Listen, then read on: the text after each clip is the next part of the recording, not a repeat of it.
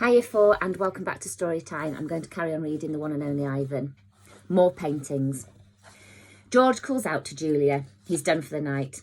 Grab your backpack, he says, and hurry, it's late. Got to go, Ivan, Julia says. Julia doesn't understand. I have to find the right pieces. I dig through the pile. They're here somewhere, I know they are. I find one, another one. I hold all four of them up against the glass. Bob, I say, help me, hurry. Bob grabs paintings with his teeth and drags them to me. One by one, I shove pictures through the window crack. They crumple and tear. There are too many pieces. My puzzle is too big. Careful, Ivan, Julia says. These might be worth millions someday, you never know. She arranges the paintings into a neat stack. I suppose Mac's going to want to sell them in the gift shop. She still doesn't understand. I shove more out through the hole, more and more, all of them, one after the other. So Ivan's been painting, has he? George says as he puts on his coat. A lot, says Julia with a laugh. A whole lot. You're not taking all those home with you, are you? George asks. I mean, no offence to you, Ivan, but they're just blobs. Julia thumbs through the towering stack of paintings. They might not be blobs to Ivan. Let's leave those by the office, George suggests. Mac'll want to try to sell them. Although why anyone would want to pay $40 for a finger painting a 2-year-old could do, I don't know. I like Ivan's work, Julia says. He puts his feelings into them. He puts his hair into them, George says. Julia waves goodbye. Night, Ivan. Night, Bob. I press my nose against the glass and watch her walk away. All my work, all my planning, wasted. I look at Ruby sleeping soundly and suddenly I know she'll never leave the Big Top Mall. She'll be here forever, just like Stella. I can't let Ruby be another one and only. I feel something dark and hot tighten in my chest beating. Often when visitors come to see me, they beat their hands against their puny chests, pretending to be me. They pound away, soundless as the wet wings of a new butterfly. The chest beating of a mad gorilla is not something you ever want to hear. Not even if you're wearing earplugs. Not even if you're 3 miles away wearing earplugs. A real chest beating sends the whole jungle running, as if the sky has broken open, as if men with guns are near. Angry. Thump. The sound, my sound, echoes through the mall. Julia and George spin around. Julia drops her backpack. George drops his keys. The pile of pictures goes flying. Thump, thump, thump. I bounce off the walls. I screech and bellow. I beat and beat and beat my chest. Bob hides under knot tag, his paws over his ears. I'm angry at last. I have someone to protect. Puzzle pieces. After a long while, I grow quiet. I sit. It's hard work being angry. Julia looks at me with wide, disbelieving eyes. I'm panting. I'm a little out of shape. What the heck was that? George demands. Something's really wrong, Julia says. I've never seen Ivan act this way. He seems to be calming down, thank goodness, George says. Julia shakes her head. He's still upset, Dad. Look at his eyes. My pictures are scattered all over the floor like huge autumn leaves. What a mess, George says, sighing. Wish I hadn't bothered sweeping up tonight. Do you think Ivan's okay? Julia asks. Probably just a temper tantrum, George says. He reaches under a chair to retrieve a brown and red picture. Can't say I blame the guy stuck in that tiny cage all these years. Julia starts to answer, but then she freezes.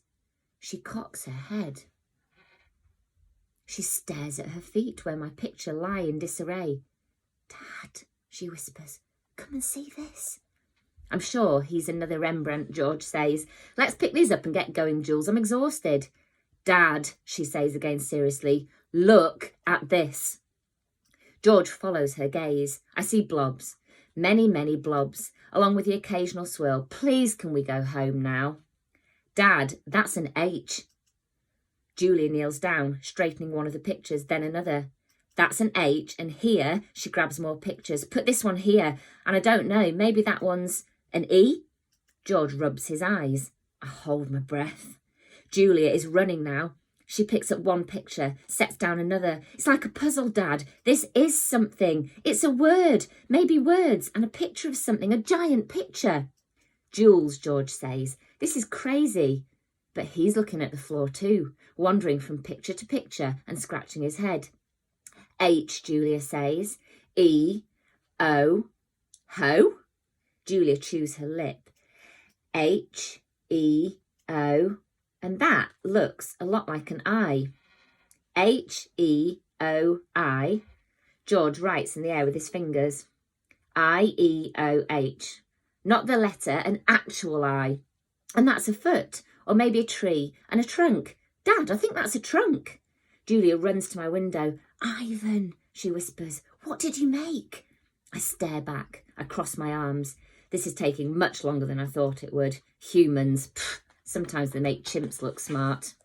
Finally, Julia and George take the pictures into the ring, where there's room to see them all. An hour passes as they try to assemble my puzzle. Ruby's awake now, and she and Bob and I watch. Ivan, Ruby says, is that a picture of me? Yes, I say proudly. Where am I supposed to be? That's a zoo, Ruby. See the walls and the grass and the people looking at you? Ruby squints. Who are all the other elephants? You haven't met them, I say, yet. It's a very nice zoo, Ruby says with an approving nod. Bob nudges me with his cold, wet nose. It is indeed. In the ring, Julia pumps her fist in the air. Yes, she cries. I told you, Dad. There it is. H-O-M-E. Home. George gazes at the letters. He spins around to look at me. Maybe it's just a coincidence, Jules, you know, a once-in-a-trillion kind of thing, like that old saying about the chimp and the typewriter. Give him long enough and he'll write a novel. I make a grumbling noise, as if a chimp could write a letter, let alone a book. Then how do you explain the rest of it, Julia demands. The picture of Ruby in the zoo. How do you know it's a zoo, George asks. See the circle on the gate? There's a red giraffe in it. George squints and tilts his head. Are you sure that's a giraffe? I was thinking more along the lines of a deformed cat.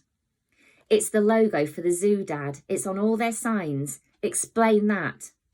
George gives her a helpless smile. I can't begin to. I'm just saying there has to be a logical explanation. Look how big this is. Julia puts the last piece of Ruby's right ear into place. It's huge. It's definitely large, George agrees. Julia watches me.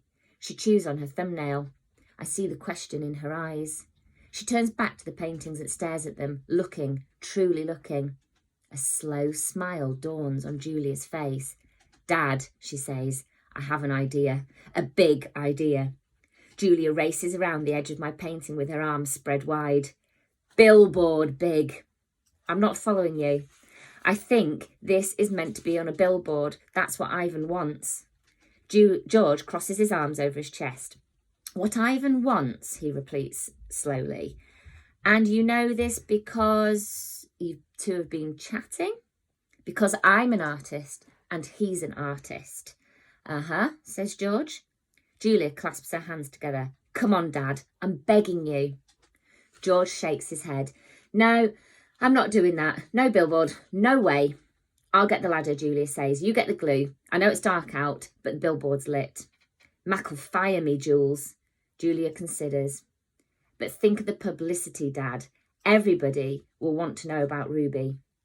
You want me to put up a sign that shows Ruby in a zoo with the word home on it in giant letters? George gestures towards my pictures. A sign, incidentally, that just happens to have been made by a gorilla. Exactly. And you want me to do it without Mac's permission? George asks. Exactly. No, George says. No way. Julia goes to the edge of the ring, careful not to step on any of my paintings. She picks up Mac's claw stick. She walks back and hands it to her father. George runs a finger along the blade. She's just a baby, Dad. Don't you want to help her? But how would it help, Jules? Even if lots of people see Ivan's sign, it doesn't mean anything's going to change. I'm not exactly sure yet, Julia shakes her head. Maybe people will see the sign and they'll know this isn't where Ruby belongs. Maybe they'll want to help too. George sighs. He looks at Ruby. She waves her trunk. It's a matter of principle, Dad. P-R-I-N-C-I-P-A-L. L-E, George corrects. Dad, Julia says softly, what if Ruby ends up like Stella? George looks at me, at Ruby, at Julia. He drops the claw stick. The ladder, he says quietly, is in the storage locker. Okay, I'll read the next bit tomorrow.